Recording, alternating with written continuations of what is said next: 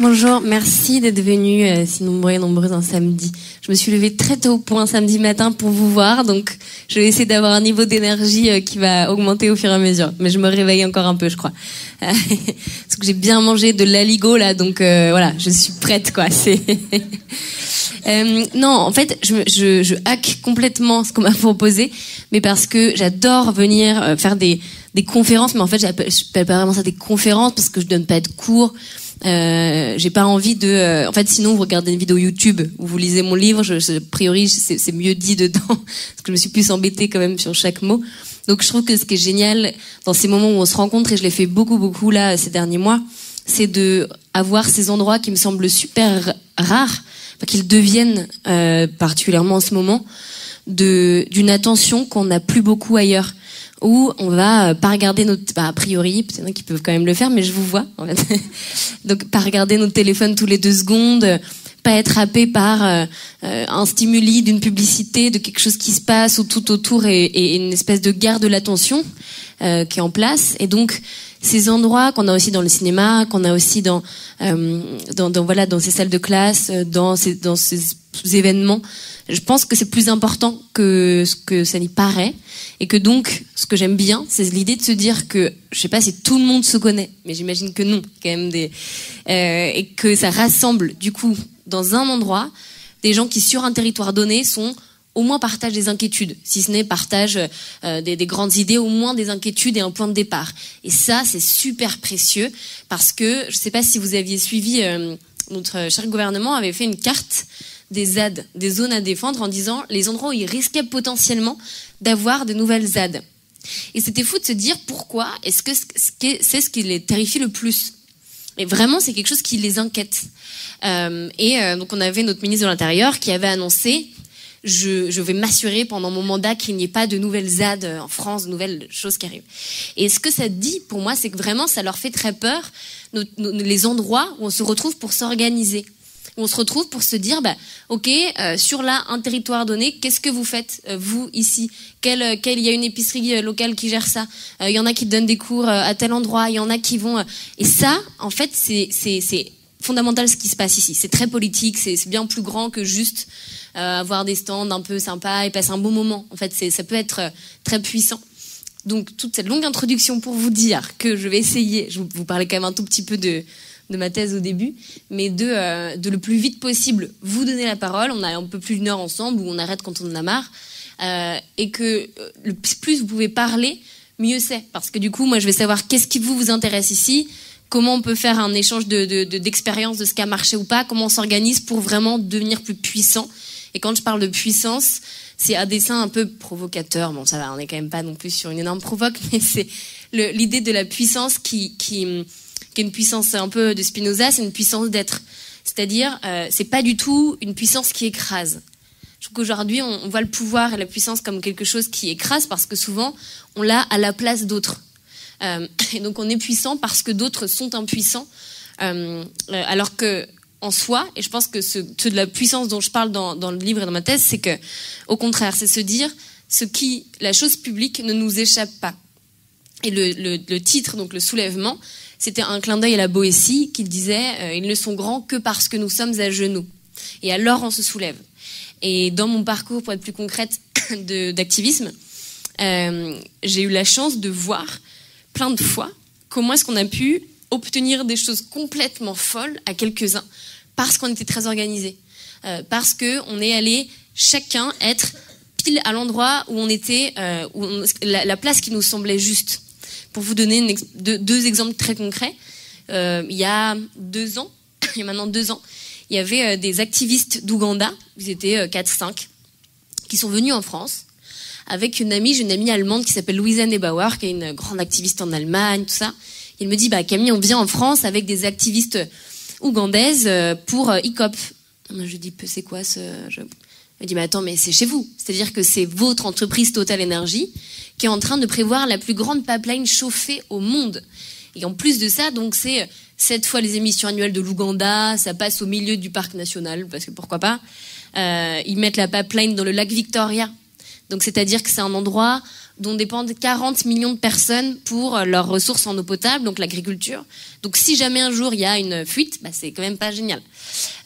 Donc bon, énorme scandale, et j'en avais pas du tout entendu parler. Et je me rends compte que c'était un sujet pas du tout traité dans les mouvements, pas du tout traité vraiment à l'échelle de notre pays.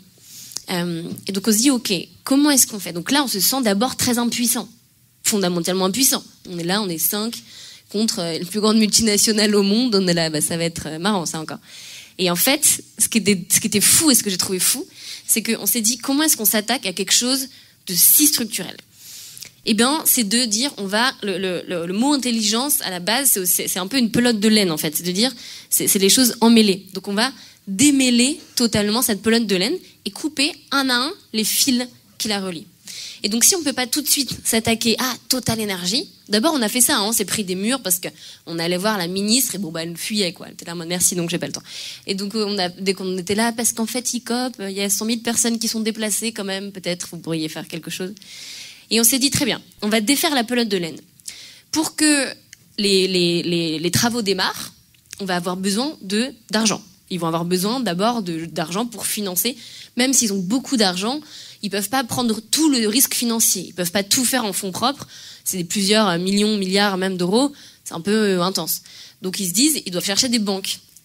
Et là, on s'est dit, ok, comment est-ce qu'on peut faire en sorte que les banques ne financent plus? On va commencer par les banques françaises. Donc on commence, on fait des manifestations devant les banques, on demande des rendez-vous. On n'a pas des rendez-vous, mais vu qu'on fait beaucoup de manifestations, on obtient des rendez-vous. Moi, je prends je deviens actionnaire. Attention, je suis une grande actionnaire. Ma banquière ne comprenait pas du tout ce qui se passait parce que je prenais une action dans chaque banque. Mais du coup, c'était vraiment économiquement nul comme idée parce que j'avais une action à 30 € dans BNP, puis une dans AXA. Mais ça me donnait un droit. C'est la possibilité d'aller dans l'Assemblée générale. Et donc, en tant qu'actionnaire, de poser une question à tout le board, à tous les dirigeants, donc ils sont 5-6 à chaque fois. Une fois par an, ils font leur petite présentation devant les actionnaires pour dire à quel point ce qu'ils font est génial et tout. Et donc là, on pouvait rentrer. Il y avait Élise Lucet aussi. C'était trop la classe. J'ai l'impression d'être sa version junior et moins, voilà, mais quand même, c'était cool. Elle a dit bonjour Élise Lucet. Et déjà, tu vois le visage de tout le monde qui change. C'est fou. Même moi, j'ai peur. Je me dis, je sais pas, peut-être tu penses à ce que t'as fait de mal quand t'étais enfant. Tu dis non, mais je te jure, je me suis tenue à carreau pourtant. Et en fait, on les a perturbés comme ça. Donc, en posant une question et en filmant leur réponse. Et en filmant des espèces Alors, la première fois, c'était à AXA. À AXA, vous allez voir pourquoi je vous raconte un truc très concret, parce qu'après, on pourra aller sur, théoriquement, qu'est-ce que ça veut dire, mais je trouve que c'est bien que ce soit ancré quand même dans des choses réelles, quoi. À AXA, ils m'ont pas donné la parole. C'est-à-dire que ils ont vu, ils m'ont repéré là, et donc, ils disaient, vraiment personne ne veut parler. Moi, j'étais là comme ça, en sautant, et quand même, c'est un petit scandale. Donc, je dis sur Twitter, écoutez, AXA, n'hésitez pas, je suis dans la salle, j'ai envie de machin. Et le fait qu'ils censurent une parole, en fait, c'est l'effet qui connaît ce nom? Vous voyez ou pas? Quand c'était une Américaine qui voulait pas que sa maison soit sur Google Earth et qui du coup l'avait dit, et du coup tout le monde était allé voir sa fameuse maison dont elle voulait pas qu'elle. Donc c'était la plus connue de tout Google Earth. Donc c'était une très mauvaise idée. Donc en fait c'est ça qui s'est passé, c'est-à-dire que en voulant dire oulala, elle va nous déranger, on va bloquer, ça avait fait un petit scandale. Et donc, tout le monde s'était dit, qu'est-ce qu'ils ont à cacher? Pareil chez BNP Paribas. On fait tout un bazar chez BNP Paribas. Et je leur dis, du coup, vous êtes actionnaire un des principaux actionnaires de Total Energy. Est-ce que oui ou non, c'était la même question à chaque fois, vous allez soutenir le projet ICOP? Et donc là, ils me font une réponse vraiment hyper condescendante en me disant, mais non, mais vous avez pas compris. C'est pas BNP, c'est BNP Asset Management, donc ça n'a rien à voir. C'est quand même dans le titre. Je pense que je suis pas très très bonne en économie, mais là, ça me semble être assez évident qu'il y a un lien entre les deux. Et en fait, ça avait vachement choqué les gens de BNP Paribas qui, en interne, disaient mais pourquoi ils fuient comme ça? Pourquoi est-ce qu'ils essaient d'entourlouper quelque chose? Et donc ça avait fait trembler un peu Goliath à l'intérieur. Donc encore une fois, on coupe des fils. Donc on est arrivé là-dessus. Ensuite, on a mis en place la pression citoyenne. Et là où c'est super intéressant, et pourquoi je parle de ces endroits comme ça, comme là où tout se passe, et pour retrouver une puissance, c'est de dire, à chaque fois que des gens venaient nous voir et nous disaient qu'est-ce qu'on peut faire contre la pipeline, je leur disais pas, voilà la liste des choses qui m'arrangent que vous mettiez en place, venez à telle action, signez telle pétition. Non, je leur disais qu'est-ce que vous savez faire Qu'est-ce qui vous anime? Quelles sont vos compétences un peu loufoques? Enfin, dites-moi, qu'est-ce que vos connaissances aussi?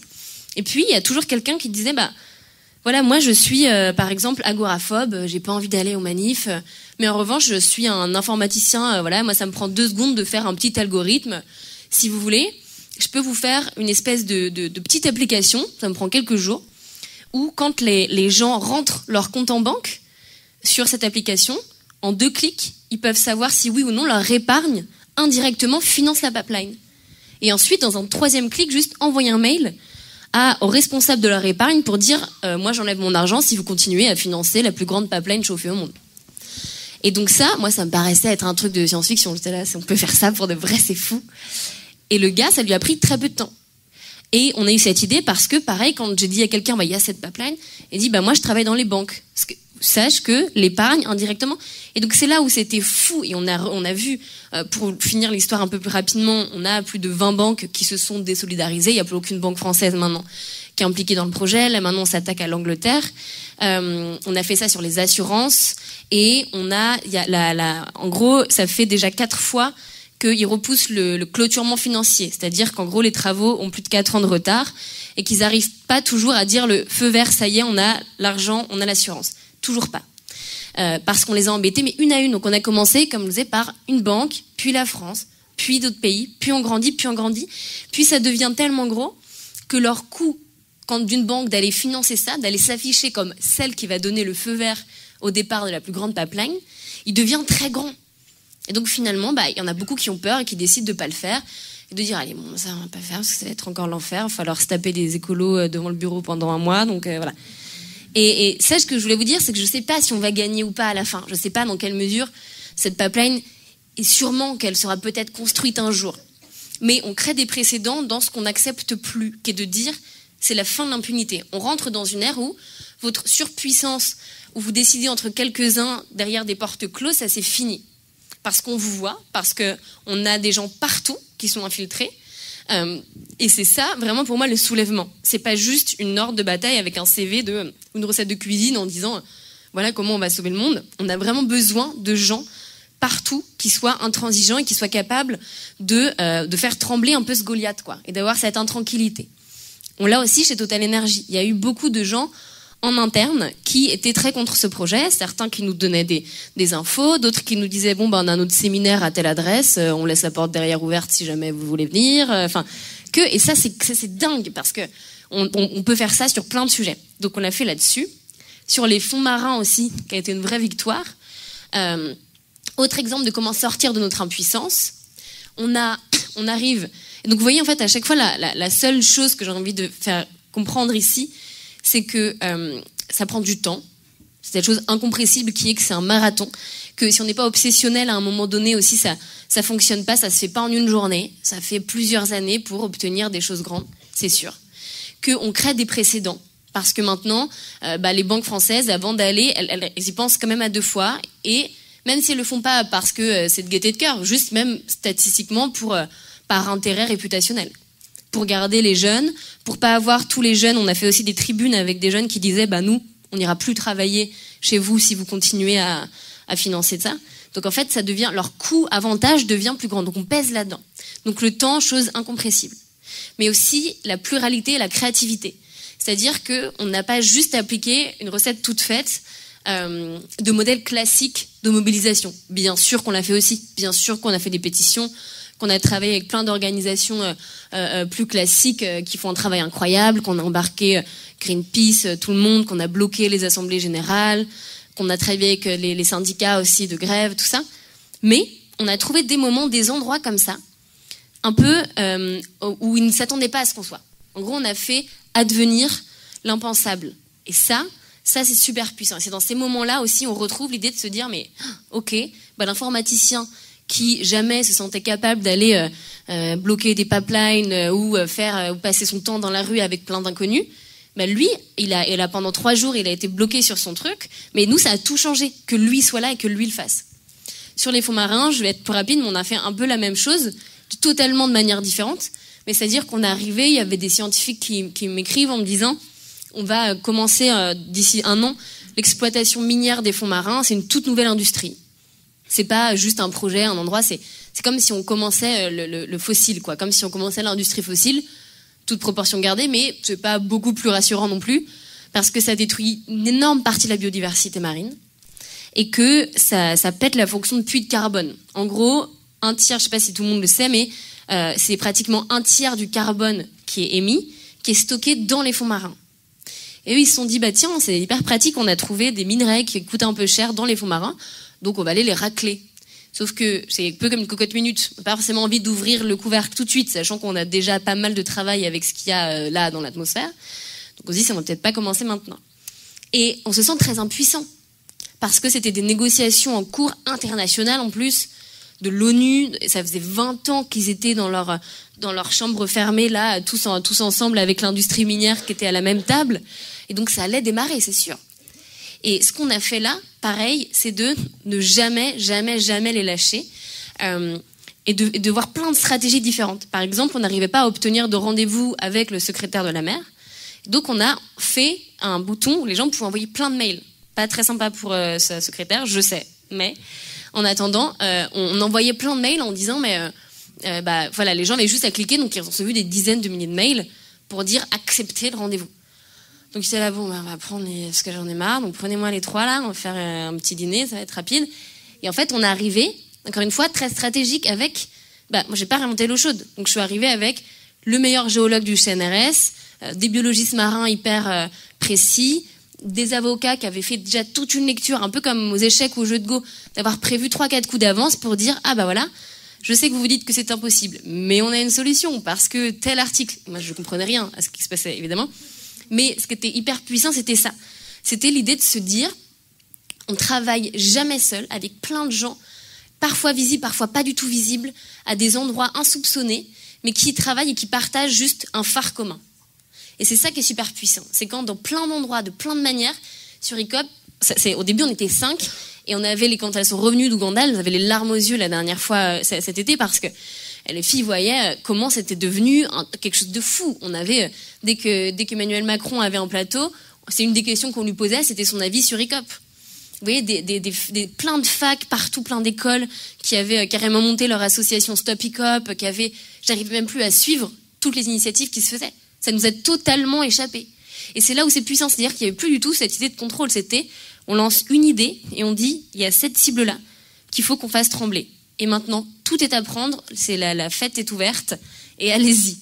Et voilà. Et donc, je voulais juste vous donner ces 2 exemples qui, moi, me redonnent beaucoup de force parce que ils ont fonctionné. C'était quelque chose sur lesquels je me suis sentie très impuissante quand je l'ai appris au début. Ça s'est passé de la même manière sur les fonds marins où au début, c'était impensable. Et maintenant, on a la France qui a eu la position la plus ambitieuse au monde sur le sujet. Il y a plus de 20 pays qui ont rejoint un moratoire. On a réussi à faire... autre anecdote rigolote, après j'arrête. Enfin, moi, ça m'a fait rire, mais c'est parce que je suis dans mon sujet, quoi. Mais il y a de TMC, c'est de Metal Company, c'est la plus grande compagnie minière à vouloir justement lancer cette exploitation minière des fonds marins.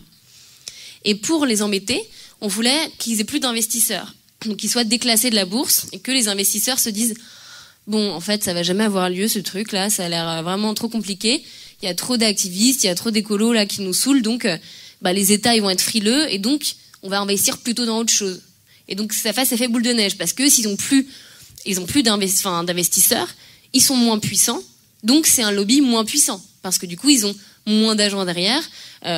Toutes leurs machines sont moins prêtes moins rapidement. Donc, les États se disent bon, en fait, on n'est pas prêts. Que ce soit un effet comme ça, un peu boule de neige.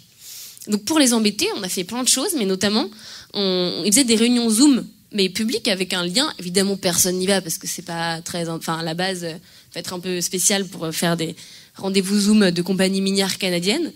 Mais donc, on y allait et en fait, on posait des questions.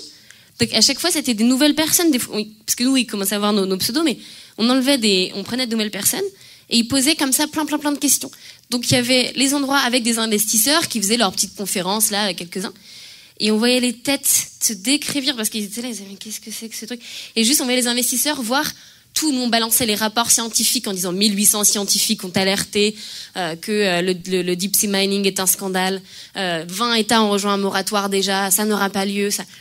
Et donc là on a réussi, ça c'était un moment assez drôle, la période Zoom, là on faisait plein de Zoom avec ces gens, de faire en sorte qu'elle soit à moitié en faillite et que donc cette compagnie ne soit plus présente autant qu'elle l'était, alors que c'était la plus grande au monde sur ce sujet.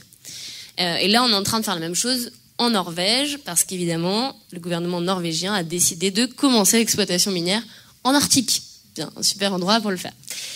Donc on est en train d'embêter les Norvégiens, et c'est assez marrant de le faire. Tout ça pour vous dire la question de l'impuissance, et après je vous donne la parole, parce que c'était quand même ce que je trouve chouette. C'est que sur tous les sujets qui nous paraissent très loin de nous, très grands, on a un pouvoir d'action dans des endroits qu'on soupçonne pas nécessairement. Et que vous le savez mieux que personne.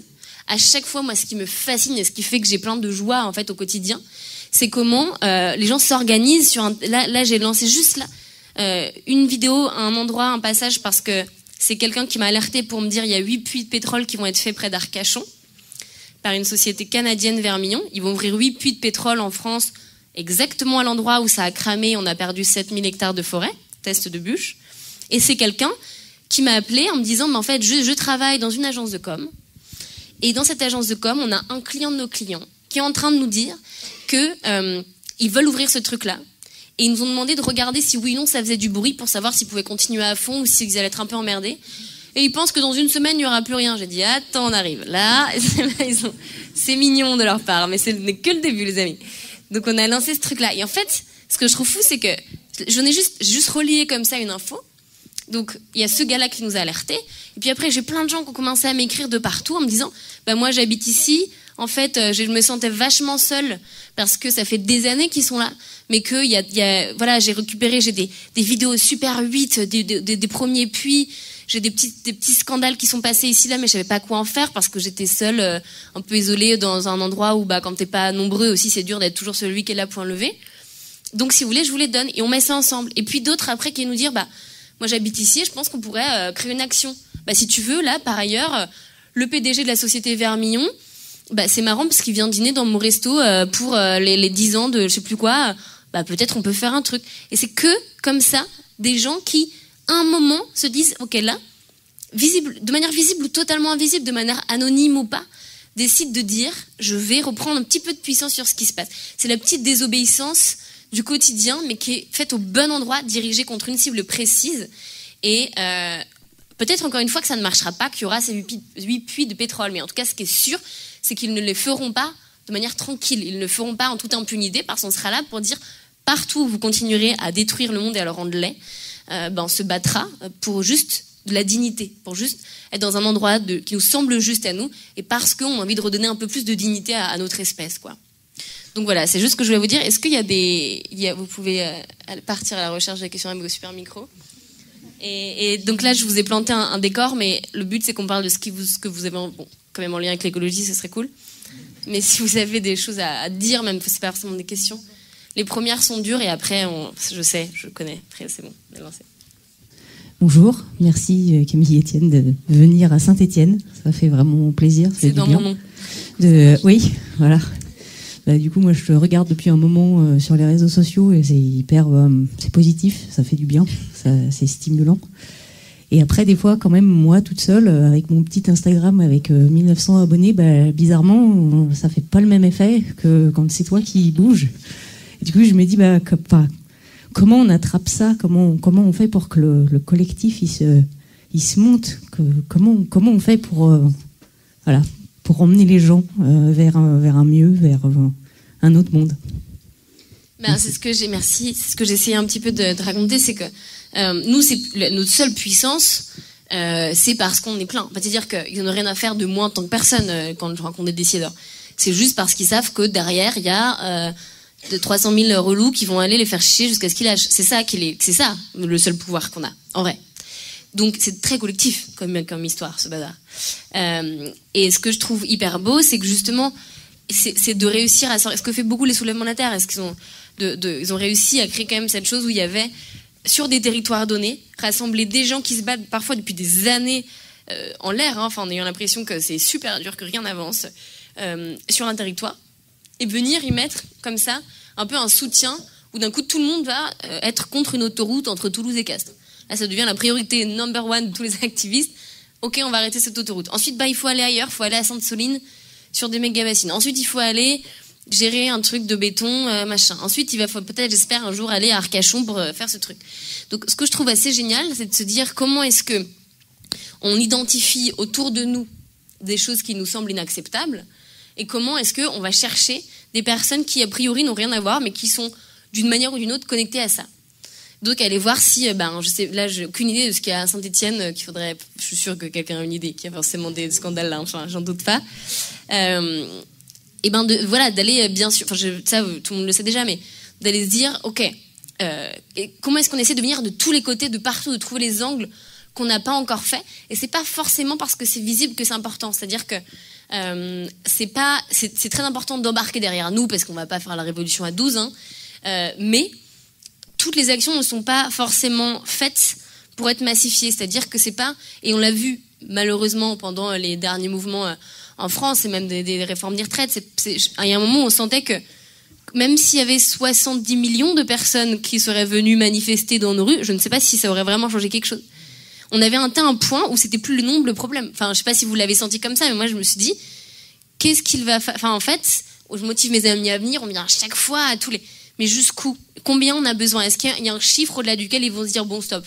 Je suis pas sûre, et c'est un peu là où je me suis dit, on a fait les marches pour le climat, et je crois que c'était très important, et j'adore en refaire, et que ça nous donne une énergie dingue, et ça nous rassemble et tout ça. Mais toutes les actions n'ont pas forcément pour but, je trouve. C'est pas parce qu'il y a toute la population de Saint-Étienne, soyons fous, qui vient se battre contre un projet, que c'est ce qui va faire que ça marche. Parfois, c'est juste les bonnes personnes, un bon endroit. Là, on travaille sur l'autoroute, par exemple, quand je vous dis couper les fils. Au début, on était le ministre des Transports, la préfète. Là, maintenant, on est sur l'entreprise aussi, qui a Pierre Fabre qui a commandé l'autoroute. Donc là, moi, je travaille avec les dermatos, parce que c'est à la base, ils font les produits de la peau. Donc là, on défait les fils. Là, je sais pas ce que je peux dire. Oui, c'est filmé ce truc. Donc on essaie de trouver leur petite réunion, de trouver les journaux de référence de la dermatologie pour aller dire, on va mettre un article. Ça peut paraître vraiment pas du tout comparé à une matinale de France Inter, ça peut paraître dérisoire.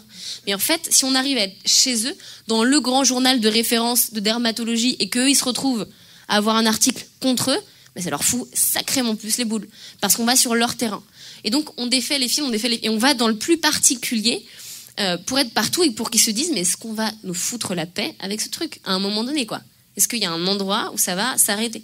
Et ce que je dis, c'est la stratégie du moustique, c'est que ça peut paraître tout petit et on l'écrase en 2 secondes 30, n'empêche que c'est sacrément énervant quand on sent quelque chose qui arrive de partout, qu'on ne voit pas, et qui nous démange, et où à un moment donné, on n'en peut plus. Il y a ce truc que je n'en peux plus. Et les avoir à l'usure, on va dire aussi un peu de ça. Donc je dirais c'est ça, voilà, c'est de évidemment s'attaquer d'abord structurellement. Il y a des fois où ça marche, et où sur les fonds marins, on a quand même pu un peu réussir à, rester dans l'activisme plus traditionnel, le lobbying, tout ça. Mais pas forcément. Et donc, il faut aller chercher aussi des alliés inattendus. Ça, c'est super puissant. Sur les fonds marins, on a travaillé avec des gens de batterie, qui sont, du coup, censés être les gens qui achètent les minerais. Et on a fait tellement encore une réputation en disant c'est le plus grand scandale, parce que moi, je pense que c'est le plus grand scandale de l'océan dans ces décennies à venir. Et eux, ils se sont dit, on veut faire des batteries électriques. On essaie quand même d'un peu raconter que c'est écolo. Donc si il faut qu'on soit associé au plus grand scandale de l'Arctique, ça la fout mal. Donc ok, qu'est-ce que vous voulez? Bon, très bien. Nous, on va plutôt mettre l'argent pour faire du développement de batteries sans cobalt, sans nickel, sans manganèse, qui sont ce qu'on trouve dans le minerai. Et donc, on va signer un moratoire, nous aussi. Donc c'est-à-dire qu'on a les principaux clients de cette industrie qui ont dit, nous, on refuse, qui disaient aux États, on ne veut pas y aller, nous. Donc vous allez le faire pourquoi, ça? Et ça, c'était super puissant, parce qu'évidemment, nous, on arrive, on a le rôle des gens chiants, donc ils sont là, ils sont jamais contents, quoi qu'il se passe. Mais quand c'est le Volkswagen et Tesla qui vont main dans la main, qui n'arrivent quand même pas souvent, pour dire aux États, mais nous, on n'en veut pas de votre truc, et on est les 4 plus gros mondiaux, d'un coup, ça pèse vraiment sur la balance différemment. Donc il y a parfois, comme ça, je pense, des alliances hyper intéressantes qui peuvent paraître. Là, je trouve que les alliances sur les substances chimiques avec des agriculteurs, ça casse tout le cliché qu'ils essaient de mettre en place. Bon, là, pour le coup, c'est une non-victoire, donc je ne vais pas vous le raconter parce qu'on s'est vraiment bien rétamé. Mais en fait, d'aller raconter que non, c'est pas vrai de dire qu'on est contre les agriculteurs. La preuve, c'est eux qui vous en parlent. Donc voilà, je pense que je dirais trouver des alliances incongrues et pas chercher forcément toujours à massifier. En fait, je dis que je parlais pas beaucoup, évidemment, là, je suis en train de vous raconter ma vie. Est-ce qu'il y a une autre question? Vas-y. Merci. Merci pour votre énergie communicative. J'aimerais vous interroger sur quelque chose qui me travaille. On sait tout ce qu'il faut faire pour transitionner et on n'y arrive pas. Et on a des blocages. Quels sont les freins qu'il faudrait lever pour vraiment faire la bascule? Il faut que j'actionne. Non, mais c'est une très bonne question, vous avez raison. Non, c'est juste que c'est long, mais que je vais essayer de... C'est toute la thèse de mon livre, donc je n'aime pas vous faire les 170 pages. Mais non, je pense qu'il y a un frein qui est celui de la connaissance, il est vrai. Donc, il faut toujours inlassablement...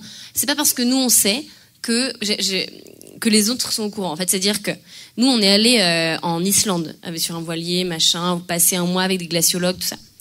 Et il y avait un de ces glaciologues qui, je lui disais, mais pourquoi, parce qu'évidemment, on était totalement inconnu en Islande, il disait, mais pourquoi vous avez passé 2 jours de votre vie avec 3 jeunes Français? Donc vous avez quand même, le gars était super occupé, il faisait des relevés de partout, il courait sur sa lagune comme ça de glacier. Et je lui disais à un moment, mais pourquoi vous avez passé autant de temps avec nous? Il me disait, mais parce que moi, le problème de beaucoup de scientifiques, c'est qu'on est formé à chercher. Et que donc, à partir du moment où il a trouvé, qu'il a abouti ses mesures, c'est la fin. Donc en fait, il a l'impression que, ça y est, il a trouvé que donc le monde entier est au courant. C'est un biais vraiment fort. Il me disait, donc si je passe pas du temps à parler à des gens comme vous qui vont aller, à votre tour, aller répandre la connaissance que j'ai éclairée, on n'avance pas. Donc ça, c'est une des composantes. C'est pas du tout, c'est quelque chose de nécessaire mais de non suffisant. Parce que, attention, le climato-scepticisme est encore très présent. Et il augmente en France. C'est-à-dire que, c'est vraiment important de le rappeler, il y a plus de climato-sceptiques aujourd'hui qu'hier. Il y a 4 études différentes, indépendantes, une même de l'ADEME qui le montre, au niveau européen, dans plein de pays. Enfin, c'est pas juste une étude un peu biaisée, c'est un vrai phénomène qui se passe. Donc, il y a une vraie idée, une vraie nécessité à continuer à faire en fait toutes ces associations, ces livres, ces films qui sortent, des gens qui vont juste aller en parler dans des écoles, ça, on peut avoir le réflexe de se dire, mais quand nous on est déjà concernés, de se dire, est-ce qu'on en est vraiment encore là? Mais je crois que oui aussi. C'est-à-dire que il faut continuer à le faire inlassablement, toujours, et on le voit comment nos droits et ce qui nous semble être des vérités établies ne le sont jamais tout à fait, elles sont toujours menacées. Le nombre de reculs qu'on a pu avoir, ne serait-ce que l'année dernière, sur des reculs dans certains pays, comme aux États-Unis, sur les droits à l'avortement, les débats qui reprennent sur la peine de mort, enfin des choses qui nous paraissent quand même vraiment de l'ordre de bon, ça c'est fait, pour l'humanité on a quand même un peu avancé, mais ça peut toujours revenir sur le tapis. Donc je crois que ça c'est un des trucs où il faut continuer. Après, mon sens c'est quand même aussi de politiser le sujet, pas forcément au sens partisan, mais au sens de dire ce climato-scepticisme, réaliser que c'est pas qu'une ignorance, que c'est le résultat de choix. C'est-à-dire que quand on regarde l'histoire du climato-scepticisme, ça a été inventé. Ça a été inventé par l'industrie fossile qui a payé, ça a commencé aux États-Unis, puis ça s'est répandu aussi en Europe avec BP, Shell, tout ça, qui a payé des labos pour dire ce n'est pas d'origine humaine, il a toujours fait chaud, ça se réchauffe, ou tout leur truc. Donc ça, il y a eu des fausses enquêtes dessus, il y a eu des gens qui ont été payés pour répandre cette fake news. Donc, et c'est encore vachement alimenté par ailleurs par l'industrie fossile. Donc il faut quand même se rappeler de ça. Et donc se dire, bon, est-ce qu'on en est au point de juste attendre que ces géants-là, je l'ai pas là, j'ai mon sac là-bas, c'est pas grave. Il y a un super papier qui vient de sortir dans l'Obs sur Patrick Pouyanné, et qui montre comment, en fait, justement, moi je vous dis ça parce que au début je comprenais pas trop les entreprises, les ONG qui étaient que sur l'industrie elle-même ou le représentant. Je me disais, mais c'est parce que les gens sont pas au courant, parce qu'on a tous besoin de notre voiture, donc il faut changer, mais c'est pas l'entreprise, elle répond à une demande. Et quand on regarde historiquement, quand on commence à travailler sur l'histoire de comment est-ce qu'on en est arrivé là, on se rend compte que c'est là où je dis politiser, deuxième plafond de verre pour moi, il y a des responsables. Il y a vraiment des responsables, et comme on a fait les grands procès à Nuremberg, je pense qu'il y aura un jour des grands procès de criminels climatiques. Il y a des gens qui avaient les informations dès les années 70. Les géants de l'industrie fossile étaient au courant avant les États. Tout ce que je vous dis est absolument documenté, vous pouvez vraiment rechercher, je suis pas comme ça au doigt mouillé. Ils ont eu les informations avant et ils ont dû faire un choix de est-ce que oui ou non on continue alors qu'on sait qu'on met potentiellement en péril les conditions de vie sur Terre. Mais ils ont trouvé en même temps une poule aux œufs d'or. C'est-à-dire que le pétrole, il y en a encore beaucoup. Il y en a encore beaucoup qui est accessible, qui rapporte énormément d'argent à une période d'inflation totale. Total, justement, fait des profits records. C'est-à-dire qu'ils n'ont jamais été aussi riches et à chaque trimestre, ils annoncent des profits records, des dividendes records. À chaque fois. Donc, comment est-ce qu'on peut... Enfin, je pense que c'est un peu naïf de se dire c'est juste parce qu'ils ne sont pas au courant qu'ils vont couper la tête à leur poule aux œufs d'or. Non. Je pense qu'à un moment donné, il va falloir les contraindre aussi. Donc, un autre plafond de verre, c'est ça, c'est de réaliser la responsabilité que certes, on a tous et toutes. Bien sûr, on a tous un peu responsables, mais pas du tout dans les mêmes ordres de grandeur. Et les ordres de grandeur, c'est fondamental dans le problème écologique. Et donc, se dire, on doit demander plus à ceux qui sont plus responsables, parce que c'est eux qui ont le plus de pouvoir par ailleurs aujourd'hui. Donc, je crois qu'il y a vraiment besoin d'aller passer cette étape-là, d'aller demander... Oui, c'est génial si tout le monde arrête d'acheter des bouteilles en plastique et devient zéro déchet, mais c'est quand même sacrément plus simple si Coca-Cola n'a plus le droit de produire une seule bouteille en plastique. Donc quand même, c'est plus efficace en termes de rapidité du truc, je trouve ça pas mal. L'un n'empêche pas l'autre. L'un n'empêche absolument pas l'autre, vraiment, c'est très complémentaire. Mais il faut garder, je crois, un temps, si on peut, de ces actions collectives où on vient ensemble et on va dire non à la source, quoi. Donc voilà, je dirais ça, puis après, il y a plein d'autres, mais on va pas... Deux petites idées. Oui, il y avait quelqu'un là. Bonjour Camille, merci pour ton énergie, pour ta pugnacité. T'es hyper inspirante. Je t'ai découvert la première fois dans Les Baladeurs. Je vous conseille vraiment d'écouter ce petit podcast où elle raconte son voyage sur un bateau. Moi, j'avais une question peut-être un peu plus personnelle. Quand je te vois, ou d'autres gens, les soulèvements de la Terre, tout ça, des gens qui vraiment sont... pris de passion pour défendre un projet qui, on ne sait pas si ça va marcher ou pas. Comment on garde l'espoir? Comment on garde cette envie de continuer? Parce que moi, je sais que je suis fatiguée d'être en colère et je suis fatiguée d'entendre des choses comme ça. Et des fois, je me dis, à quoi bon? Et j'ai envie de me mettre sous la couette. Et comment on garde cet espoir-là et cette envie d'aller jusqu'à peut-être des procès qui vont condamner ces gens-là qui sont en train de tout détruire, parce que voilà, moi c'était vraiment ma question de comment on garde espoir. Pourquoi ça fait des larcènes? Non, c'est bon, c'est celui-là. Ouais, c'est pas moi. Ok, merci. Comment on garde espoir? J'ai aucune recette miracle encore, mais pour moi c'est l'action. Enfin, l'action, c'est con, mais c'est vraiment ça. C'est-à-dire que dans l'action, même quand ça marche, je sais pas si vous avez l'occasion beaucoup de le faire, mais je sais que je me sens jamais aussi bien forte au bon endroit que quand je rentre des week-ends d'action collective. Mais à chaque fois, c'est-à-dire que là, quand on était à Lutzerat en Allemagne, on était 35 000, il pleuvait des corps dans la boue, il faisait hyper froid, tout le monde nous criait dessus en allemand, on comprenait rien. On était là face à la plus grande mine de charbon à ciel ouvert. Il y avait juste un tout petit village qui allait être rasé en 2 minutes. Enfin, vraiment, c'était hyper glauque. Mais en même temps, ça m'avait donné, en fait, l'idée de se dire, on participe aussi à quelque chose, un devoir de mémoire pour moi. C'est-à-dire que même si on plante, et on le savait qu'on allait sûrement pas sauver ce village parce qu'il y avait en dessous beaucoup de lignites et donc c'était ce qu'il voulait aller chercher, on se dit peut-être qu'un jour dans les livres d'histoire quand même, je trouve que c'est suffisant comme combat déjà.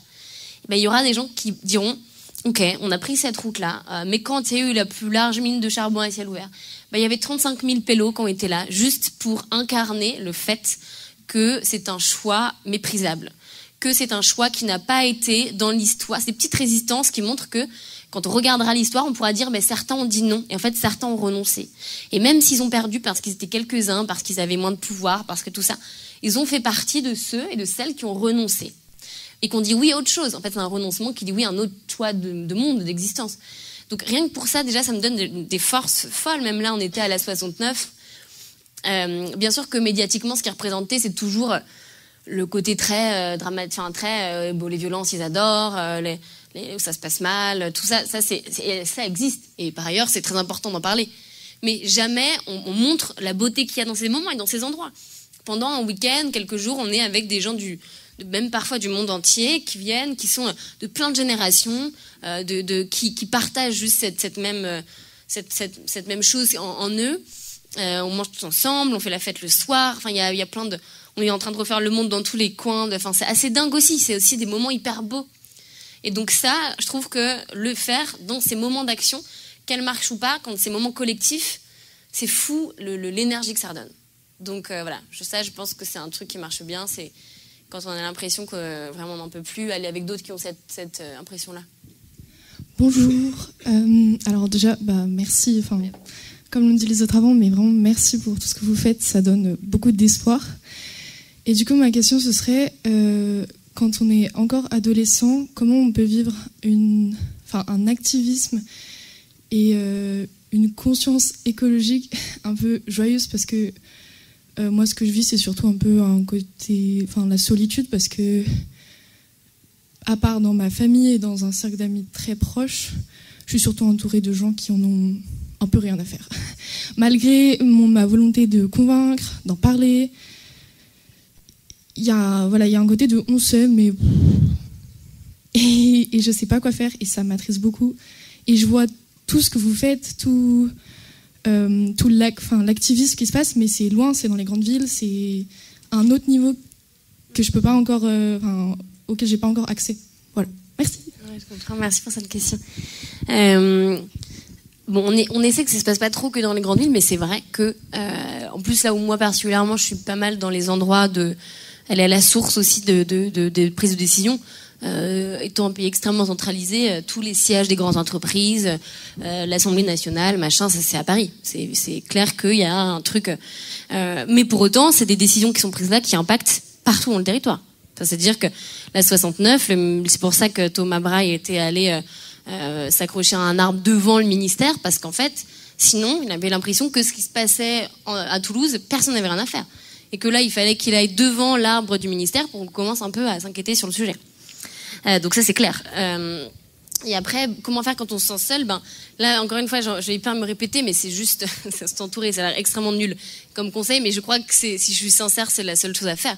C'est-à-dire, moi, ce qui me fascine toujours, c'est comment je reçois plein de messages de gens qui me disent je sais pas par où commencer, je sais pas quoi faire, j'arrive dans telle nouvelle ville, il se passe rien, je me sens comment faire. Et par ailleurs, je reçois autre catégorie de messages, je reçois aussi beaucoup des gens qui me disent nous on a une asso, on fait un festival écolo dans telle petite ville, on fait un truc d'épicerie solidaire machin, on est en train de monter un projet incroyable, qui sont tous des projets fous. Ils me disent mais en fait on a personne qui vient, ou on manque d'aide, on manque de monde, il nous faut des bénévoles, Donc on me dit mais comment est-ce qu'on arrive juste à plugger ces gens ? C'est ça le vrai enjeu, c'est qu'il y a plein de choses qui se passent, plein de choses. C'est fascinant. Le nombre d'événements écolos, le nombre d'initiatives, d'assauts de partout. C'est moi, à chaque fois je trouve ça fou. Sur n'importe quel sujet, tu te dis tu regardes et puis en fait il y a déjà eu 50 initiatives dingues. Et donc c'est comment est-ce qu'on trouve l'endroit où les gens se rencontrent. Donc c'est pour ça que ce que je dis était à moitié ironique au début, c'est que vraiment, si vous avez l'occasion là, dans ces moments comme ceux-là, et souvent je fais ça dans mes conférences, c'est de dire aux gens, si là vous pouvez parler à la fin à quelqu'un que vous ne connaissez pas, comme ça si je le dis c'est moins gênant, donc vous faites ça, vous vous dites oui elle a dit ça, c'est bizarre, mais du coup je vais le faire. En fait il se passe des trucs de fou. Par exemple quand je faisais des dédicaces et que c'était un petit peu long, à la fin j'ai l'impression que tout le monde venait en bande. Du coup vous êtes venus à 7 ? Non, juste ça fait 1h30, du coup on a fait connaissance, moi j'ai trouvé un stage, là on est super potes, et je suis là, comment ça, je trouve ça fou, c'est trop bien. Parce que c'est des gens intéressés un peu par une même question. Donc j'ai envie de dire, c'est ça en fait, c'est que là, a priori tu te sens seul, mais regarde le nombre de gens qui viennent sur ce salon, partager dans leur samedi, disent on va se passer un samedi pour aller écouter des gens parler d'écologie, regarder ce qui se fait, c'est que quand même il y a quelque chose qui se passe.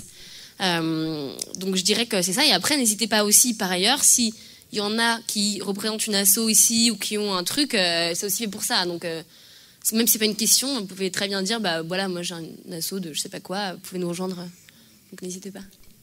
Donc t'en as une ? Allez, tiens, je te prête mon micro parce que... Oui, je suis obligée de réagir là-dessus parce que du coup, on a intervenu juste avant. Mais du coup, oui, on représente Zéro Déchet Saint-Etienne, donc je suis obligée de me lever pour vous dire que effectivement, l'action citoyenne, elle existe, et à Saint-Etienne aussi. Et on a un stand en fait actuellement au salon, donc n'hésitez pas à venir nous voir. On répondra à vos questions avec plaisir. Voilà. Bonjour Camille, merci d'être venue. Je me présente, je m'appelle Jeanne. J'ai plaqué il y a quelques années le milieu de la fast fashion dans laquelle j'étais cadre. Et suite à ça, j'ai entrepris une transition dans le développement durable. À l'heure actuelle, je suis chargé de mission RSE dans une banque. Je voulais savoir quel était ton point de vue sur la RSE, parce que je trouve que, étant donné que c'est le volet de prise en compte des enjeux environnementaux dans l'entreprise, je trouve que c'est un petit peu sous-représenté dans toutes les discussions. Donc, voilà. Merci. Très honnêtement, pour moi, ça dépend que d'une chose, c'est les individus. C'est-à-dire que ça peut être une énorme zone de greenwashing, assez souvent, comme ça arrive que ce soit des endroits vraiment de résistance interne. Et ça dépend que des gens ça dépend uniquement des gens. C'est-à-dire que j'ai rencontré des directeurs RSE dans des boîtes vraiment horribles et insoupçonnés qui, en fait, étaient dingues et vraiment qui étaient super forts et qui ont été des alliés hyper importants pour nous, notamment quand on se battait là pour que les banques, elles financent plus. On avait des alliés dans tous les endroits, chez AXA, chez BNP, il y a des individus, sincèrement. Mais moi, je les admire presque d'autant plus parce que je serais incapable de faire ça. Je serais incapable d'être entourée de gens avec qui je suis tellement pas d'accord, que je combats au quotidien. Enfin, je trouve que c'est une lutte dans le quotidien qui est presque encore plus délicate, quoi. Et en plus, l'idée de se faire broyer, où très souvent, ils ont pas de moyens. C'est les derniers qu'on écoute dans les conseils d'administration. C'est un peu c'est un peu le truc qu'on met en avant, mais où ça vient dans la prise de décision après, quoi. D'ailleurs, le fait que ce soit une branche, un peu comme on étudiera ça au programme quand on a du temps à la fin de l'année. Il y a un peu de ça quand même. L'idée, c'est que c'est un truc à gérer parmi tout le reste. C'est pas du tout un prisme où on se dit tout notre appareil productif de notre entreprise, toutes les ressources qu'on va prendre, donc les ressources terrestres, les ressources humaines, le temps des gens, tout ça, le temps de cerveau, l'intelligence, on va le mettre au service d'une production qui est dirigée vers les biens communs. Et ça, c'est pas une direction RSE qui peut choisir ça. La direction RSE, elle peut te dire, oui, comment est-ce qu'on va faire des baskets qui clignotent mais qui sont éco-conçues.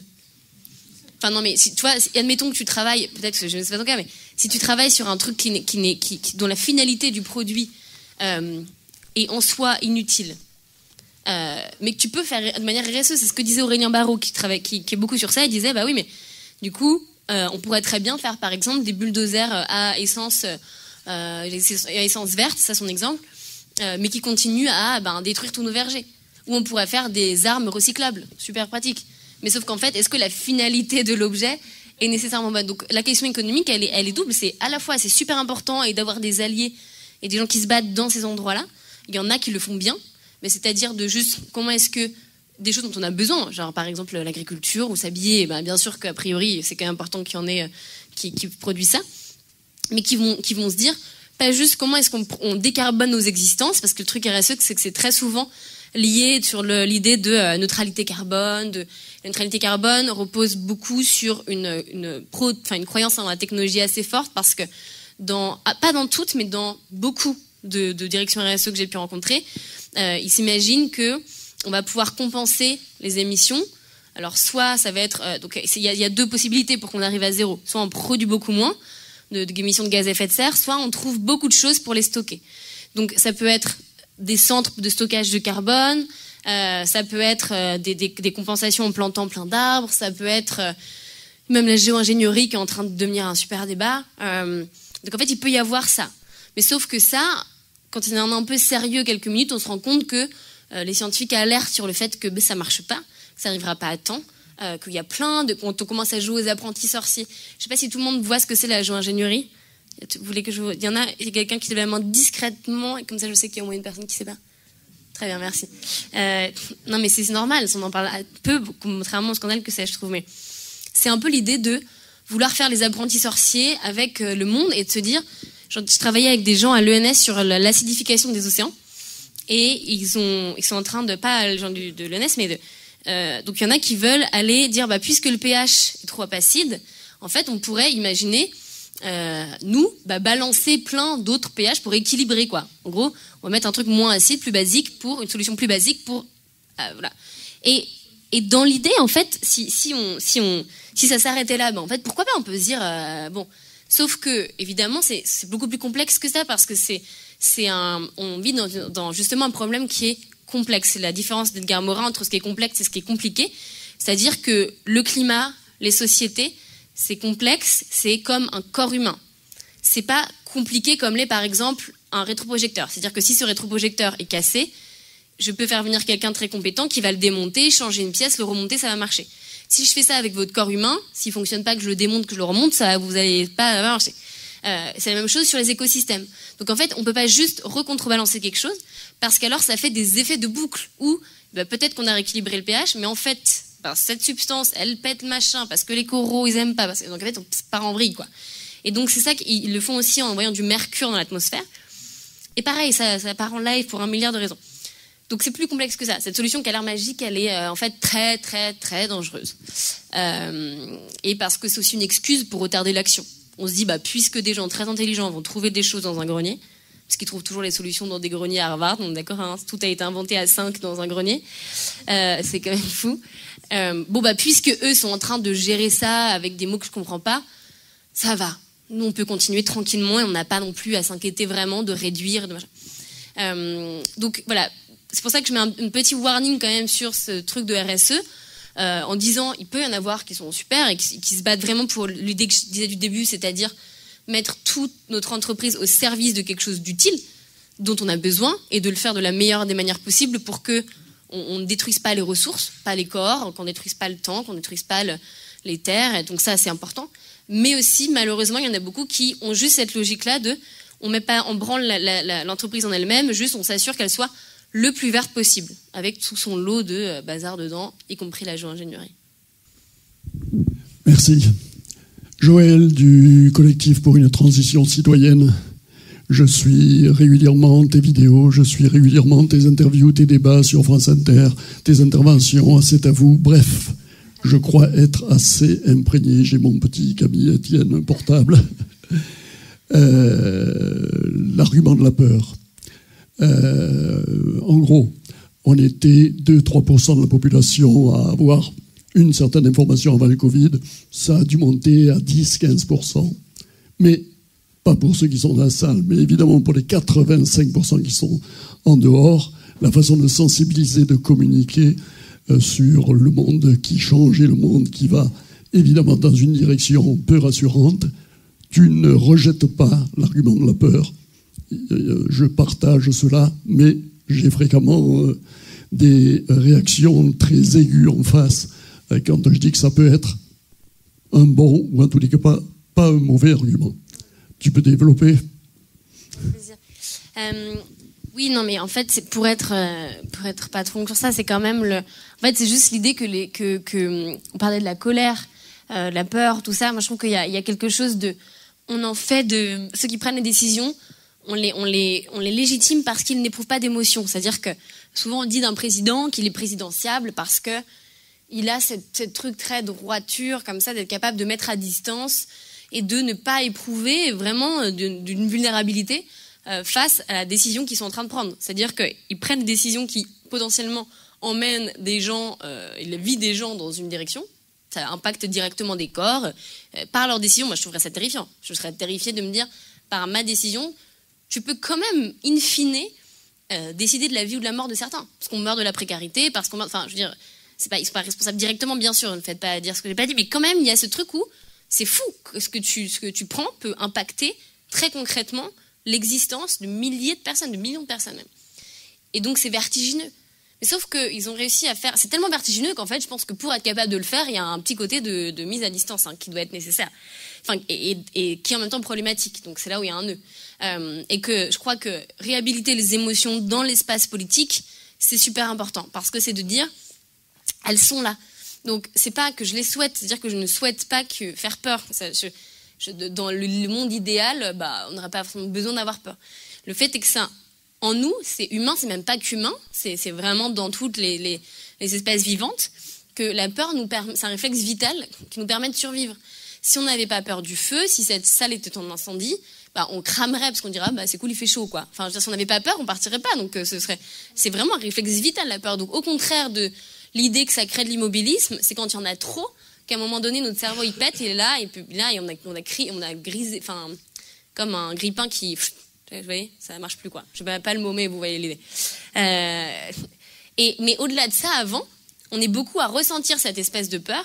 Et si on fait croire qu'elle n'existe pas, qu'on la met que sur le côté, qu'on la relègue dans l'intime, Et alors c'est là pour moi qu'elle annule quelque chose.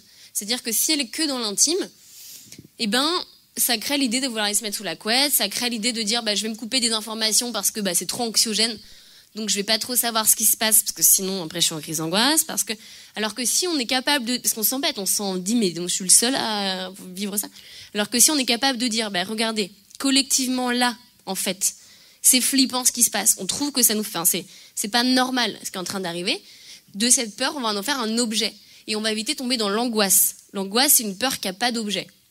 Quand on est angoissé, c'est que on a des trucs qui se passent, mais on ne sait pas si c'est le mélange de tout, qu'est-ce que c'est, est-ce que c'est l'actualité, est-ce que c'est notre famille, est-ce que c'est nos études, est-ce que c'est l'amorosité, est-ce que c'est le temps, enfin on ne sait pas, mais il y a un truc qui ne va pas bien.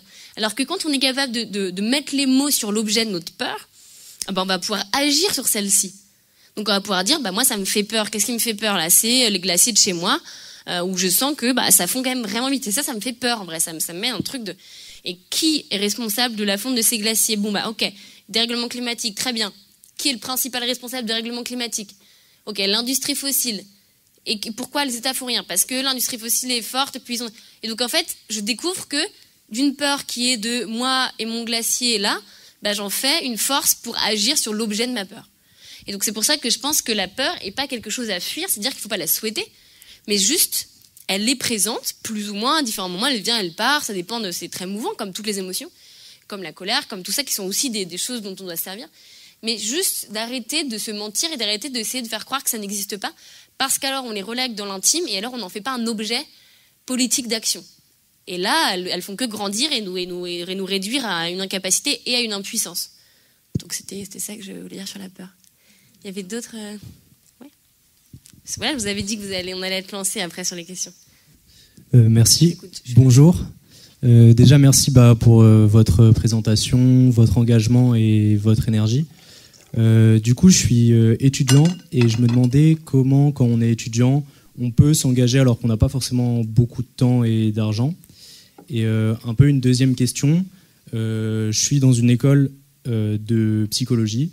Et on a monté une association et on essaye de faire des actions qui soient efficaces sans paraître désagréables. Du coup, voilà, qu'est-ce que vous pourriez nous apporter comme piste? Et peut-être même plus largement, comme vous parlez du fait que chacun peut apporter quelque chose, est-ce que vous pensez que la psychologie ou le métier de psychologue pourrait apporter quelque chose dans cette cause? Trop bien. Oui, je pense que oui, de toute manière, là, je vais te dire, tout le monde a besoin, là, ça devient vital. Donc, je crois que... Non, mais c'est con. Mais déjà, je vais dire, si le nombre de gens qui iraient voir des psys, je pense que le monde irait beaucoup mieux. Enfin, c'est hyper cliché ce que je viens de dire, mais vraiment, juste...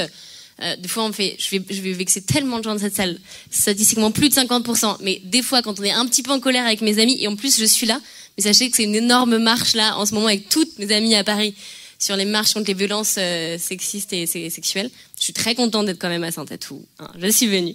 À Tatou juste, sans tatou, pourquoi pas. Je vous ai rebaptisé le truc en 2 secondes.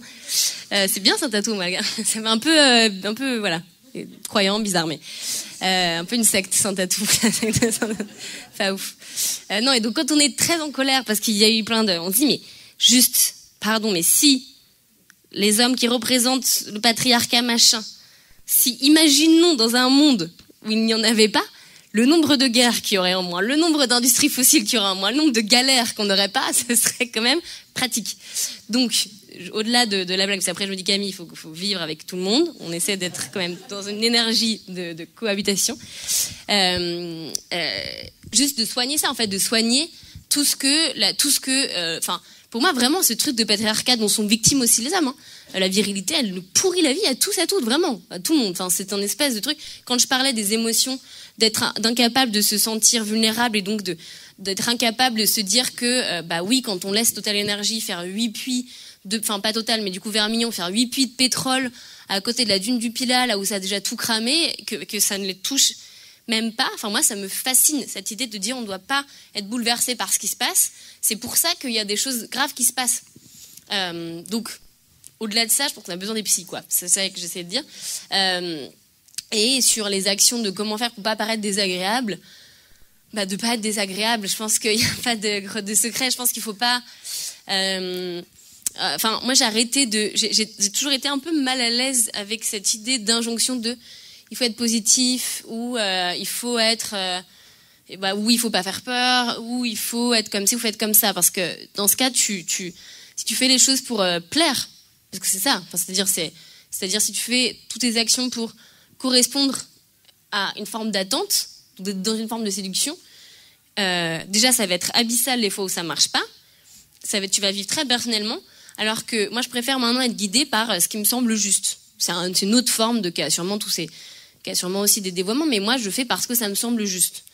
Et donc je me pose jamais la question de là est-ce que je vais déprimer tout le monde ou pas? Est-ce que j'ai parlé de 5 mauvaises nouvelles, de 5 trucs qu'il faudrait pas que je fasse une petite bonne nouvelle? En fait, c'est pas un calcul comme ça. Je sais pas de prévoir les émotions que je crée chez les gens.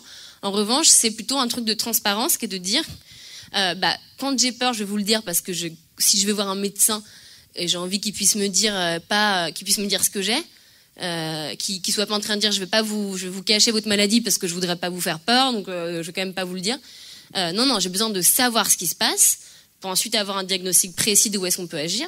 Donc de la même manière sur l'idée d'écologie positive, où quand on nous dit mais oui mais vous faites pas assez envie, c'est pas assez désirable, tout ça, on n'a pas d'imaginaire, ça me fait, mais ça me donne la nausée parce qu'en fait je trouve ça hyper cynique en fait, de dire il n'y a pas eu la bascule parce qu'on n'est pas assez positif, parce que c'est pas assez désirable.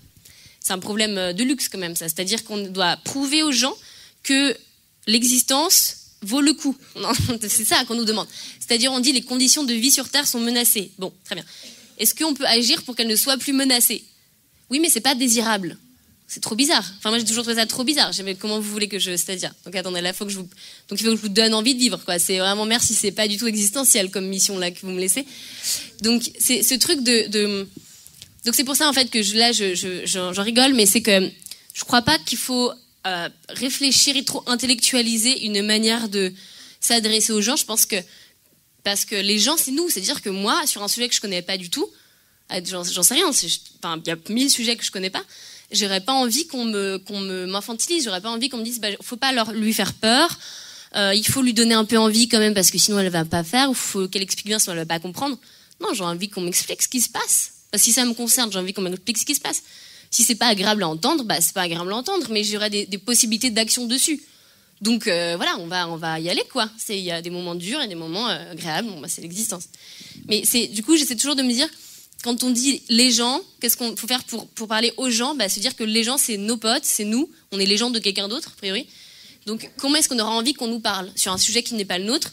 Si tu devais m'expliquer la psychologie, où je connais très très peu, j'aurais pas envie que tu vois que édulcore un propos, quoi. J'ai envie que tu m'expliques ce qui se passe, de manière sans en faire, sans surjouer, sans sous-jouer, enfin juste en étant juste. Donc voilà, je sais pas si ça répond vraiment à ta question, mais en fait c'est le truc le plus sincère que je pouvais dire, c'est ce sera pas désagréable ou agréable, à partir du moment où tu es sincère dans vos actions, et elles seront plus efficaces. Il y avait d'autres questions, gars? Ouais. Bonjour. Tout d'abord, merci Camille pour ce partage d'expérience assez varié et intéressant. Et je suis ton conseil en essayant de mettre en lumière une association que je soutiens qui s'appelle Grenaille et dont vous avez le fondateur Stéphane Arsad qui va lever sa main, même s'il est un petit peu timide, et qui justement a souhaité faire en sorte d'apporter de la résilience au territoire de la Haute-Loire. Et aujourd'hui, un de ses besoins est d'arriver à rassembler des maraîchers pour faire en sorte de réapprendre aux gens à cultiver des semences anciennes. Alors, ça peut être de deux biais, soit l'implication de maraîchers qui veulent donner un peu de leur temps pour apprendre aux gens à cultiver ces semences qui sont hors de toute hybridation ou industrialisation, ou alors de l'autre côté des dons à l'association de manière à financer le travail et le temps de ces maraîchers. Voilà, donc merci pour ce temps. C'est ça ? Grenaille. Grenaille, génial, merci. En Haute-Loire, et si jamais vous avez des questions ou des informations ou simplement un avis, n'hésitez pas à aller voir Stéphane Arsad, c'est un puits de science, un peu timide, mais intéressant. Merci à vous. Mourir, je pense. Mais oui, merci. mais, mais tu as c'est raison, un mal nécessaire. Tu as bien raison. Bonjour Camille. Tu as parlé tout à l'heure de petites désobéissances civiles. Ça sous-entend qu'il doit exister d'autres désobéissances civiles, on va dire des grandes. et peut-être qu'il y a un au-delà. Si vous voulez. C'est bon, là, on m'entend? Oui, c'est bien. Je répéterai la question pour derrière, si vous voulez. Oui. J'aimerais savoir comment tu te positionnes par rapport à ça. Si tu as eu toi-même une évolution par rapport à ces différentes catégories d'actions, si ta présence à Castres montrait une évolution, etc. Voilà. Merci. Alors non, c'était pas. J'avais déjà fait beaucoup de désobéissance civile avant Castres. C'est juste que c'est la dernière auquel j'ai participé. Donc c'est pour ça que j'en parle plus. Mais non, j'ai commencé. Ça a toujours fait partie de mon. Juste parce que les gens avec qui j'ai commencé à militer faisaient ça. C'était dans Alternatiba, Greenpeace, tout ça, et on bloquait les assemblées, qu'on faisait. Donc ça a toujours fait un peu partie quand même de ce que je faisais, des obéissances civiles. Après, je pense que j'étais. Il y a encore. Mais si, j'étais moins en première ligne de la répression. Je pense que j'avais plus peur quand j'étais un peu plus jeune. Et j'ai jamais fait de hiérarchie parce que je pense qu'on se trompe vraiment quand on n'aborde pas ce combat avec humilité et de se dire c'est tellement vertigineux. Et quand je vous racontais à dessein les exemples d'actions des victoires qu'on a eues, en fait on ne saura jamais ce qui a marché. On ne saura jamais si c'est parce que on a fait du lobbying à l'ONU, qu'on est allé se battre pour 3 phrases à l'ONU, si c'est parce que on a fait les trucs sur les banques, si c'est parce que on a fait signer plein de pétitions, si c'est parce que on a campé devant le siège de l'ONU à Lisbonne. Enfin, en fait, voilà, on ne sait pas lequel est vraiment la bascule, le moment. Et je suis à peu près sûre que c'est tout ensemble.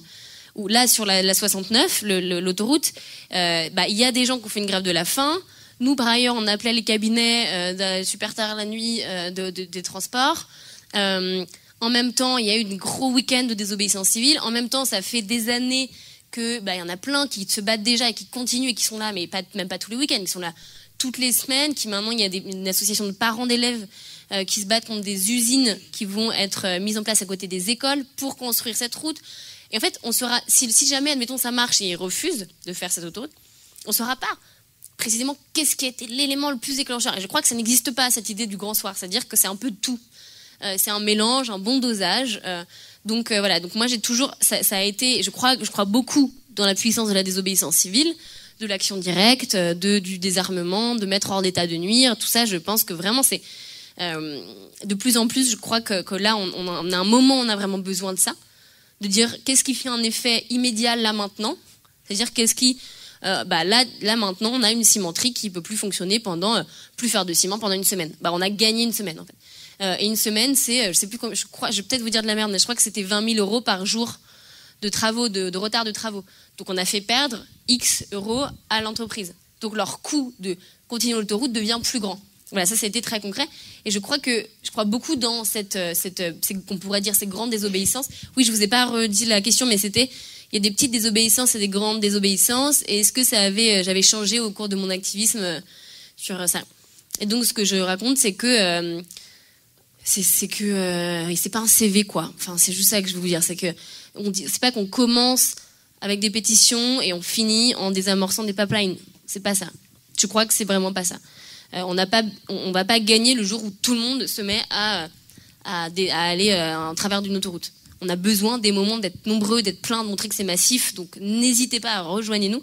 Mais par ailleurs, ceux qui ne se sentent pas à l'aise, où c'est pas leur endroit, où vraiment ça leur coûte trop intimement, et qui vont être meilleurs ailleurs, on a aussi vraiment besoin de gens en base arrière, de gens qui organisent l'après, qui montrent que là, je travaille sur les pesticides. Donc moi, j'ai fait aucune désobéissance civile sur les pesticides. On était au niveau du Parlement européen. Donc là, on était dans les couloirs du Parlement européen. On travaille avec les labos de recherche en Italie sur les maladies de Parkinson, etc. Là, c'était mon endroit. Mais par ailleurs, il y avait des agriculteurs, il y avait des gens de la Confédération paysanne qui ont organisé plein d'actions. Il y avait, enfin voilà, je veux dire, et c'était un endroit où là, j'ai utilisé ce mode d'action parce que je savais que là où moi j'allais être pertinente, ça allait être ça, parce que j'avais une bonne connaissance de ce texte de loi, des députés, de là où il fallait aller touiller. Et d'autres fois, ça va être d'organiser, là, sur la 69, là, j'organise plus maintenant. Quand je vous disais des gens qui nous appellent en disant ils sont là, et puis nous d'organiser des petits rassemblements, de la petite désobéissance civile, mais tout le temps, à des endroits où ils s'attendent pas qu'on va être là. Donc voilà, juste il n'y a pas de faites ce qui vous parle, ce qui vous donne envie et ce sera le bon endroit quoi. Bonjour et merci d'être venu. Juste deux petites informations en lien avec la désobéissance civile. Donc il y a 2 comités locaux des soulèvements de la terre, un dans le Forez et un à Saint-Étienne, qui se réunit lundi à 19h, amicale Michelet, pour ceux qui sont intéressés. Et il y a également un groupe local d'Extinction Rebellion, et il y a un accueil pour nouvelles et nouveaux jeudi à 20h30 au Smoking Dog. Et voilà, et tout le monde est bienvenu, ceux qui veulent passer à l'action. Il y a possibilité de faire des choses dans le coin. Voilà. Très bien. Tout le monde a noté là, ça y est. Je sens qu'il y a des carnets. Est-ce que ça vous embête de vous lever au cas où après Voilà. Ils sont sur les réseaux sociaux. Pour Extinction Rebellion, il y a les infos qui vont être communiquées. Et puis, voilà, Soulèvement de la Terre. Lundi, 19h, amicale Michelet. Merci. Est-ce qu'il y a une dernière question? On est à plus d'1 heure et après on va aller signer un petit peu. Et puis moi, je vais prendre mon train. Mais j'ai encore un peu de temps. On peut en prendre. Ce qu'on peut faire, c'est on en prend 3, tu sais, les prends-en tout d'un coup et moi je réponds après. Ça va? Je fais une pause. Bonjour Camille. J'avais une question qui touche aussi bien au personnel que plus à la parole publique. Est-ce que vous pensez, à votre niveau, au niveau public et nous à notre niveau personnel, est-ce que c'est nécessaire de débattre avec un climato-sceptique? Et si oui, comment vous appréhendez la question? Non, c'est une trop bonne question, merci. On va en prendre, tu vois, un peu comme ça, je fais des réponses. Ceux qui ont des questions brûlantes, c'est now or never. Bonjour, merci d'être là. Moi, je suis pas du coin, j'ai emménagé dans une petite ville où je crois il n'y a pas un gros réseau militant. Il y a un projet d'extension de Carrière Lafarge de 50 hectares sur une nappe phréatique, un truc super, qui est en projet dans le bled, quoi. Et il n'y a pas de collectif de lutte actuellement. Et moi, ma question, elle était un peu pratico-pratique. Genre, ce serait quoi tes conseils pour lancer un truc? Moi, j'ai la déterre. Je suis pas en mode, je suis tout seul, ça va être trop dur. C'est juste pratico-pratiquement. Quoi tes conseils pour lancer le truc, quoi? Voilà, merci. Bonjour. Encore merci d'être là. Juste une question. Il y a des décennies, les boycotts marchaient bien. Je voudrais savoir si actuellement, il y a des boycotts qui sont efficaces. Et si on peut être enthousiaste à se lancer dans ce genre d'action. Merci. Bonjour Camille. Moi j'ai juste une question par rapport au glyphosate qui a été réautorisé pendant 10 ans dans l'Union. Je voulais savoir si à court terme il y aura moyen de faire basculer ça ou si c'est trop tard pour 10 ans, s'il y aura d'autres moyens d'agir avant, quoi. Voilà. Ok, allez, je prends une dernière étape. Donc sur cette dernière question, il y a des actions en justice qui sont en train d'être lancées, donc potentiellement ça peut arriver que ça marche. Donc voilà, je pense qu'il y aura d'autres endroits. Et puis là, on avait, tu vois, une autre loi sur les substances. C'est une autre loi, ils appelaient l'usage soutenable des pesticides, et ça s'appelait cette loi. Et c'était pour plein d'autres, parce qu'en fait c'est un peu l'arbre qui cache la forêt, le glyphosate, mais il y a plein d'autres substances. Par ailleurs, tout aussi toxiques sur d'autres endroits, mais voilà. Donc il y aura d'autres moyens toujours, et même que ce soit au niveau national. Qu'est-ce qu'on en fait sur l'export ou pas? C'est au niveau. Donc il y aura d'autres. Enfin, c'était un vrai moment. Donc c'est super dommage, si on peut, quel euphémisme, de l'avoir perdu. Mais je suis sûre qu'il y aura d'autres moments, quoi. Après sur la question des climato-sceptiques, est-ce qu'il faut débattre avec des climato-sceptiques? Moi, je le fais plus publiquement. C'est-à-dire que publiquement, je refuse de débattre avec des cadres d'extrême droite, des journalistes d'extrême droite, On m'a proposé là, de faire ça avec une fille qui s'appelle Charlotte Ornella, ou Charlotte... Vous connaissez ou pas? Je ne les connaissais pas, moi. On est d'accord que c'est une mauvaise idée, non? C'est, ouais, voilà. J'étais là, non, je crois que je vais dire non. Mais très différent dans le privé. C'est-à-dire que dans le privé, je vais toujours accepter. En fait, pour faire une réponse simple, la question à se poser, c'est 2 choses. En fait, c'est de prendre en compte la loi de Brandolini, c'est-à-dire que ça prend 2 secondes à dire, moi j'ai déjà débattu avec des climato-sceptiques, ça s'est super mal passé. Ils ont toujours gagné quelque part parce que eux ils peuvent te dire, le gars me disait oui mais il y a une étude qui dit que, alors bon, une étude, ok. Et toi derrière, pour prouver que cette étude est fausse, c'est impossible, c'est super dur, ça va te prendre beaucoup plus de temps pour réparer une information qui dure 2 secondes à dire comme bêtise. Donc ça s'appelle la loi de Brandolini. Donc c'est sur tous les sujets comme ça. Ce qui fait que, médiatiquement, on leur donne plutôt une légitimité, parce qu'on les invite au bord de la table, parce qu'on leur donne un temps d'audience, et donc c'est souvent très dangereux et en fait parfois contre-productif. Et moi, plusieurs fois, je me suis dit, en fait non, faut arrêter, faut refuser, parce que après les chaînes, elles vont se dire, bon ok, on veut qui, du coup, puisqu'elle veut pas aller avec l'autre. Est-ce qu'on garde Charlotte et on prend quelqu'un d'autre, ou est-ce que ils mettent une journaliste qui n'est pas d'extrême droite. Et sur l'extrême droite, donc là encore une fois, je suis positionnée médiatiquement. Après, je vous réponds intimement, c'est très différent. La question à se poser, c'est, moi, je fais une différence de nature et pas de degré avec l'extrême droite. C'est-à-dire que pour moi, je débatte très souvent avec des gens avec qui je suis pas d'accord. Je fais des débats avec Valérie Pécresse, je fais des débats avec Gabriel Attal, je fais des gens avec qui je suis pas d'accord, vraiment. Mais là, quand on regarde l'histoire, on va pas reparler beaucoup de l'extrême droite ici, mais comment ça a été créé, par qui, comment ils ont été condamnés pour tout un tas d'injures raciales, comment ce que ça représente. C'est pas juste des gens avec qui je suis pas d'accord. Pour moi, c'est en dehors de ce que j'accepte dans l'état de droit, dans la démocratie, dans ce que je souhaite comme espace. C'est pas juste des gens où on n'est pas d'accord sur un sujet. C'est vraiment dangereux, je crois. Et là, on est à un moment où ils sont aux portes du pouvoir. Donc la question à se poser, c'est est-ce qu'on a envie que l'extrême droite soit plus écolo et donc de leur donner des clés du pouvoir, ou est-ce qu'on a envie que l'extrême droite n'arrive pas au pouvoir? Différent. Donc moi, j'ai pas envie que l'extrême droite soit plus écolo. J'ai envie que les gens qui votent à l'extrême droite arrêtent de voter à l'extrême droite. Notamment parce que, ils seraient très nuls en écologie et qu'en fait, y en a qui se diraient, ok, je suis un peu sensible à l'écologie, donc même si je suis d'accord avec eux sur l'immigration, je vais venir. Donc c'est ça la vraie question, elle est stratégique. C'est est-ce qu'on veut vraiment que les cadres soient plus écolos? Est-ce qu'on veut que ce soit un parti plus écolo? Et d'ailleurs, qu'est-ce que ça veut dire écolo? Parce que moi, mon écologie, c'est pas une écologie que des escargots et des pandas. C'est l'humain aussi. C'est-à-dire que tu peux pas. Enfin, c'est à la base, le mot écologie, c'est le lien entre les êtres vivants. Et donc, nous sommes aussi des êtres vivants, a priori. Donc, c'est aussi de l'écologie. Et je suis pas revenue dessus parce que ce serait trop long, mais je parle beaucoup dans mon livre du lien avec la justice sociale. Bien évidemment, comment les plus riches sont les plus émetteurs de gaz à effet de serre, au point de vue national, au point de vue international, historique, et comment pourtant ce sont ceux qui sont les plus protégés des effets de ce qu'ils ont eux-mêmes créé. Les premières victimes, ce sont les plus précaires, toujours. Dans les catastrophes naturelles, dans les reconstructions derrière, pour tout un tas de raisons. Donc, moi, c'est ça mon écologie. Donc ça, j'ai pas envie de donner des clés à l'extrême droite. Une fois que ça s'est dit, c'est beaucoup de gens qui votent à l'extrême droite, a priori. Donc, c'est beaucoup de gens qui sont climato-sceptiques. C'est des amis, c'est des oncles et des tantes, c'est des amis d'amis, c'est tu vois, je sais pas, la boulangère, enfin, j'en sais rien. Les gens que tu crois dans ton quotidien qui peuvent représenter ces idées. Et moi, je crois qu'il est important de se parler. Donc, en revanche, ce que j'ai envie, c'est d'aller parler à ceux qui, dans le quotidien, sont séduits par ces idées-là.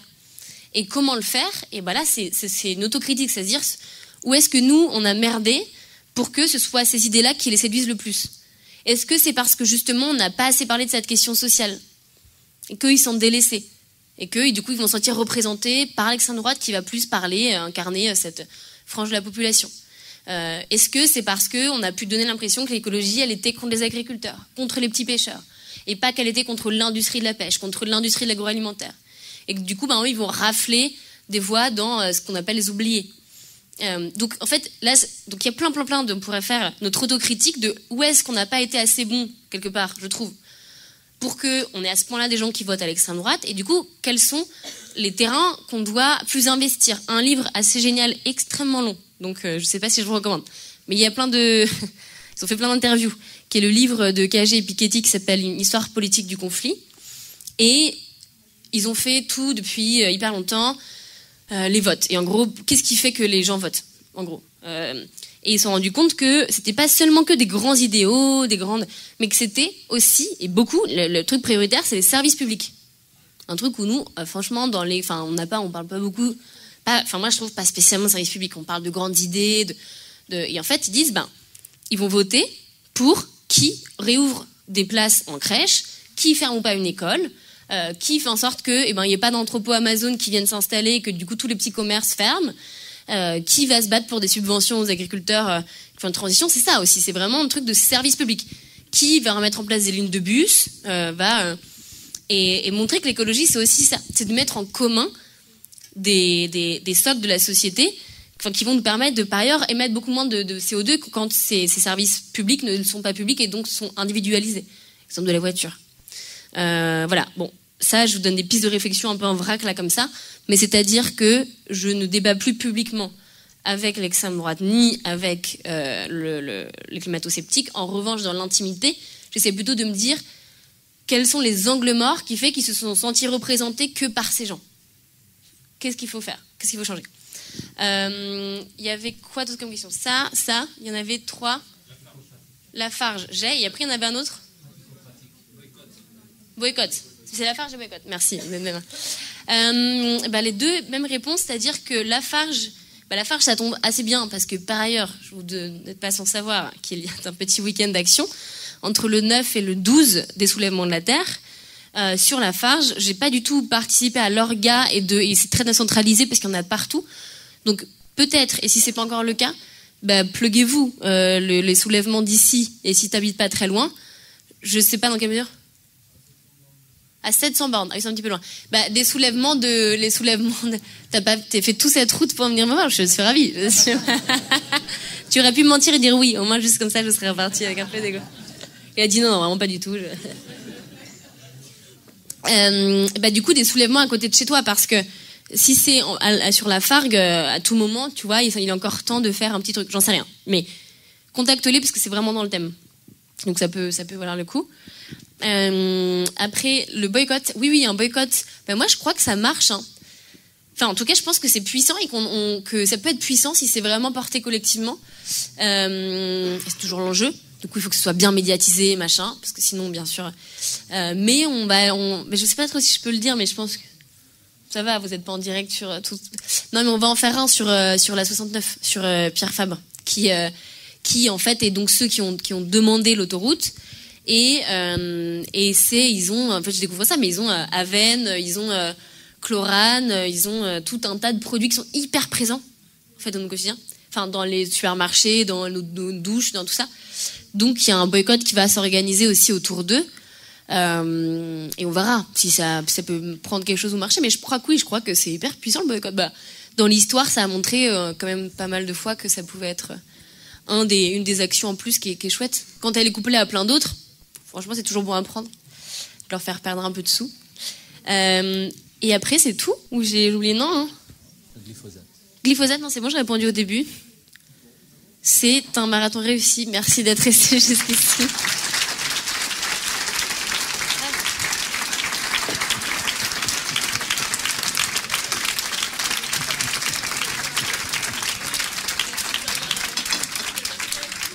Et merci aux organisateurs.